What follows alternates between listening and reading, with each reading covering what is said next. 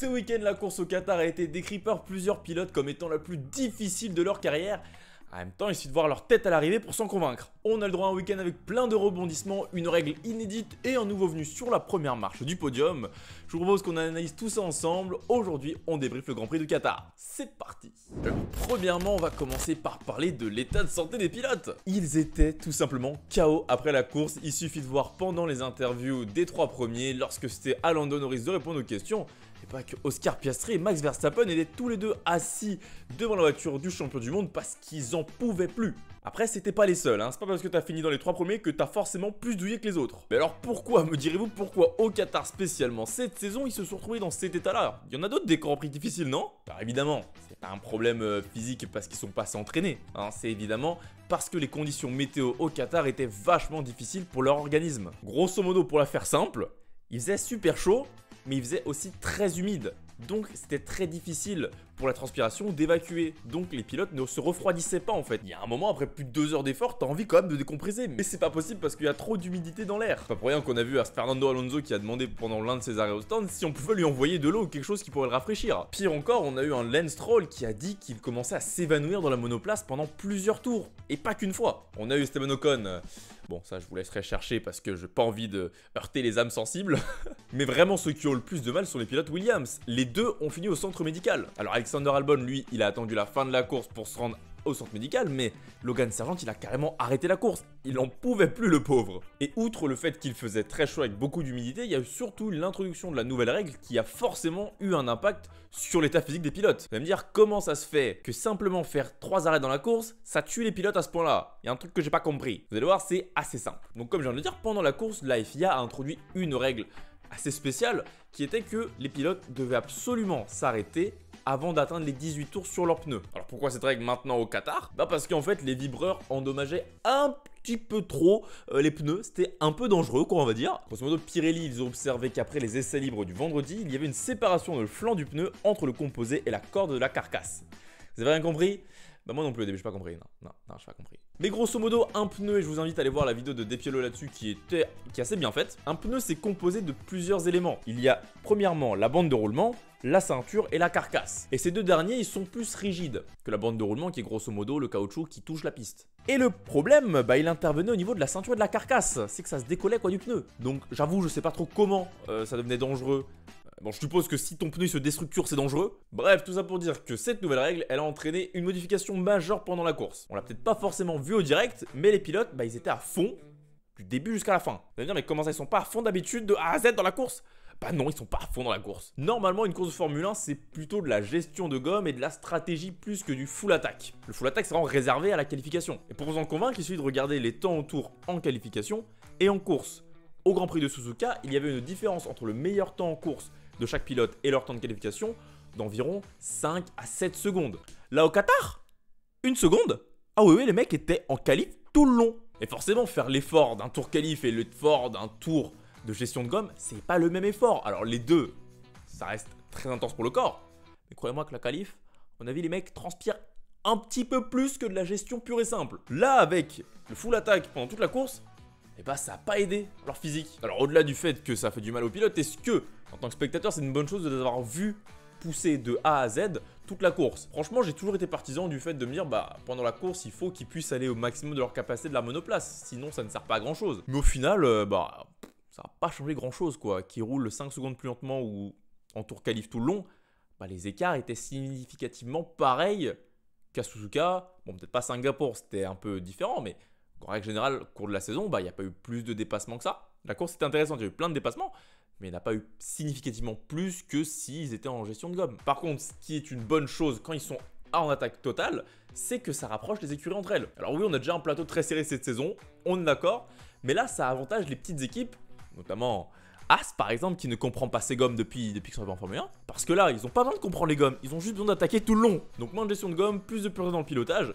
et ça nous donne des pilotes complètement malades. Ouais, peut-être pas la meilleure des choses en fait. Verstappen est officiellement champion du monde depuis samedi. Ouais, parce qu'il peut pas faire les choses normalement lui. Bah ouais, 2021 avec une controverse, 2022, c'est même pas s'il est champion à l'arrivée, 2023 sur une course sprint. Et en plus de ça, il est même pas champion au moment où il passe la ligne, il est champion pendant la course parce que Sergio Pérez, son coéquipier, malheureusement pour lui, il a été pris dans un accrochage étant donné qu'il ne pouvait plus marquer de points, Verstappen a été sacré champion. Alors samedi, il gagne pas la course, ça arrive des fois. Il est parti par exemple de la pole position, il n'a pas fait un temps suffisamment rapide. Et après un départ un peu compliqué parce que ça a beaucoup glissé, il a su remonter jusque derrière Piastri sans pour autant pousser jusqu'au bout pour aller le chercher. On le rappelle, les gommes, c'était une préoccupation principale. Après dimanche, c'est pas été la même. Tout seul devant tout le long, il a été tranquille, pas inquiété, il a remporté la course. Que voilà, du Verstappen tous les dimanches. Après, mine de rien, il a quand même dû pousser lui aussi comme tous les autres pilotes parce que à la radio, à un moment, on lui a dit accélère un petit peu. On veut pas te mettre la pression, mais les McLaren, elles reviennent fort là. Donc, faut avancer. Après, ça n'a pas empêché de prendre cette course. Il est donc désormais l'égal de pilotes tels que Ayrton Senna, Jackie Stewart ou encore Nelson Piquet et Niki Lauda surtout. Et en plus de ça, parce qu'il aime bien les records, il est champion du monde à 6 courses de la fin. Ça rappelle un certain Michael Schumacher en 2002. Bon, lui à l'époque, c'était avec 17 courses seulement. Mais exploit quand même. Du côté des oranges chez McLaren, on continue sur la très bonne lancée du Suzuka et de la fin de saison, tout simplement en règle générale, avec Piastri qui vient prendre une victoire. Alors certes en sprint, mais victoire quand même. C'est sa première en Formule 1, ça doit faire un moment depuis que le gars a gagné en Formule 2, parce que quand même une année sabbatique, plus revenir en Formule 1, ça y est, enfin il remonte tout en haut, même si bon, il n'y avait pas de protocole de podium, mais bref, vous avez compris l'idée. Il a su prendre la pole position samedi, alors heureusement avec un Lando Norris qui n'a pas su faire le temps parfait, il s'est raté dans le dernier virage, ça a profité à Piastri.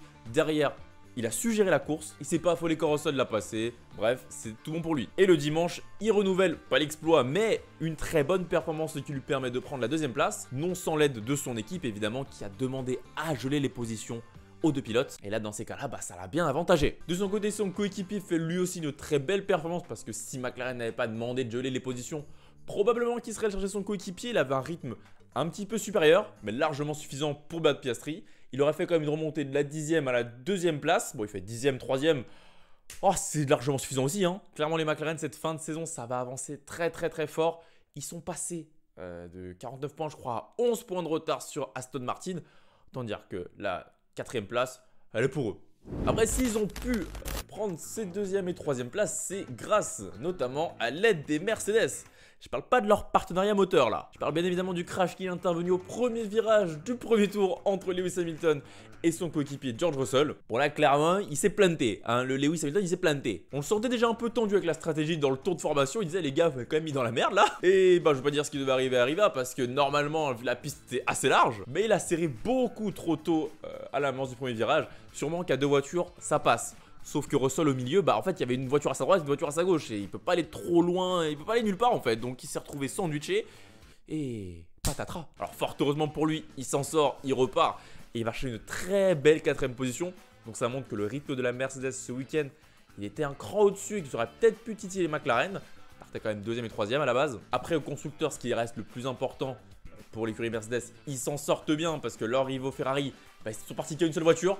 Le petit Carlos Sainz là, dans les stands à 1h30 avant la course, on lui a dit frérot, tu vas pas partir, la voiture elle a un problème, c'est terminé pour toi. Mais c'est dommage pour eux parce qu'ils auraient quand même pu marquer plus de points et creuser l'écart. Allez, on va tranquillement s'approcher de la fin, on va parler un peu des track limits parce que ça a fait pas débat. À un moment donné, il y a les limites, faut les respecter.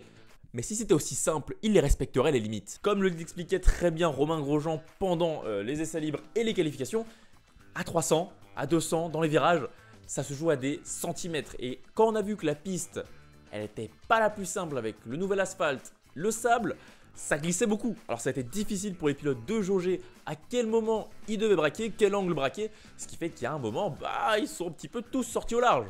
Alors il y en a, ils ont plus abusé que d'autres, on est bien d'accord. Mais dans tous les cas, ça a quand même fait de gros dégâts. Je pense notamment à Lawson en sprint qui s'est sorti dehors tout seul un petit peu, ça glissait, voilà.